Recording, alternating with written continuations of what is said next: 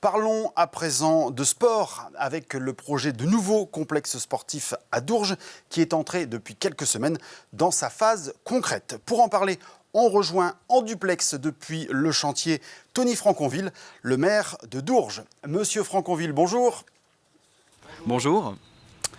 Merci beaucoup d'être avec nous dans ce nouveau numéro d'Aglo et vous. À quand remonte ce projet de complexe sportif et comment vous en êtes-vous emparé ?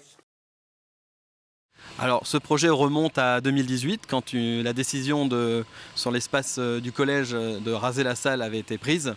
Forcément, les collégiens avaient besoin d'une salle de sport. Donc, à partir de là, le projet est né. Donc, d'abord initié par l'équipe précédente, municipale.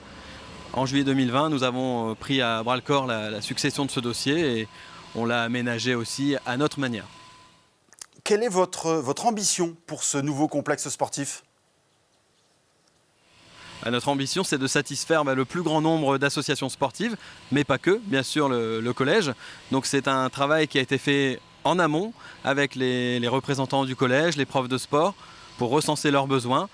La même chose a été faite avec les associations sportives. Donc dans ce projet multicomplexe, on pourra y faire du basket, du futsal, du foot en salle, de la musculation, de l'escalade, car un mur d'escalade est prévu. Et on y a rajouté un bâtiment annexe sur l'avant où on pourra éventuellement aussi faire de la boxe et du MMA.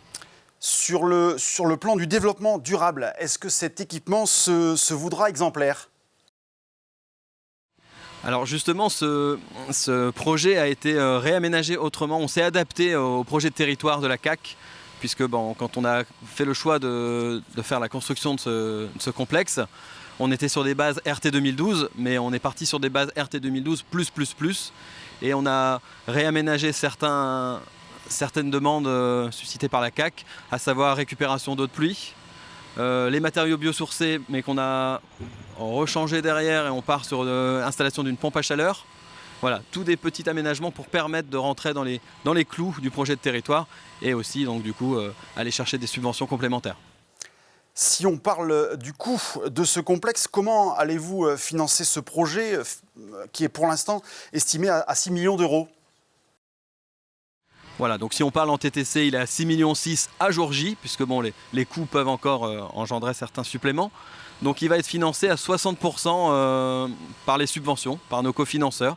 Donc il y a les services de l'État, par la DETR, il y a la CAC, comme je l'avais cité juste avant, le département, avec 1,5 million, et l'Agence nationale du sport, l'ANS, bien sûr, qui va aussi contribuer au montage financier. Et nous sommes en attente aussi d'une réponse de la région d'ici avant la fin d'année. Quelles sont les attentes des futurs utilisateurs du complexe ? Ils ont de grosses attentes, puisque forcément, sur Dourges, il n'y avait qu'une salle. Donc au niveau créneau, c'est compliqué de satisfaire tout le monde. Donc là, la deuxième salle va être la bienvenue pour l'ensemble des associations sportives concernées par le projet. Monsieur le maire, dernière question. Est-ce que vous avez une idée précise de la fin du chantier ? Alors, la livraison de cet équipement tant attendu est prévue pour dans un an. On espère en mai 2024. Très bien. Eh bien, Monsieur Franconville, merci beaucoup de nous avoir consacré ce temps et de toutes ces informations. Et à très bientôt. Merci. Eh bien, merci à vous. Au revoir.